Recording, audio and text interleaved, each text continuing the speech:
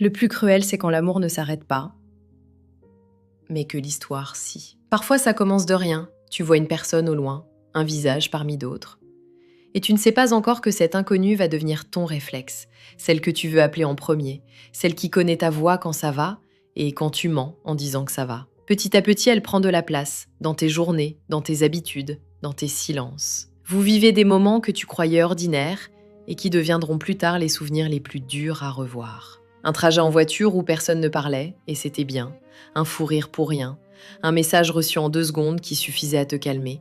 Une présence qui rendait la vie moins lourde. Elle devient ton binôme, ton pilier, presque une maison. Et c'est là que la vie peut devenir cruelle. Parce qu'il arrive un moment où tu aimes encore cette personne, mais tu comprends que rester va finir par vous abîmer tous les deux. Et ça, personne ne te prépare à ça. Personne ne te prépare au moment où tu dois partir sans avoir cessé d'aimer. Parce que partir sans amour, c'est déjà dur.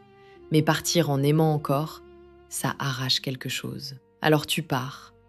Et un jour, cette personne ne vit plus avec toi, elle vit en toi, dans une chanson, dans une odeur dans la rue, dans une heure précise de la journée où, avant, tu lui écrivais. Et parfois, tu repenses au tout premier jour où tu l'as aperçue au loin, comme si la vie t'avait montré, pendant quelques secondes, la personne que tu allais aimer assez pour devoir un jour la laisser partir.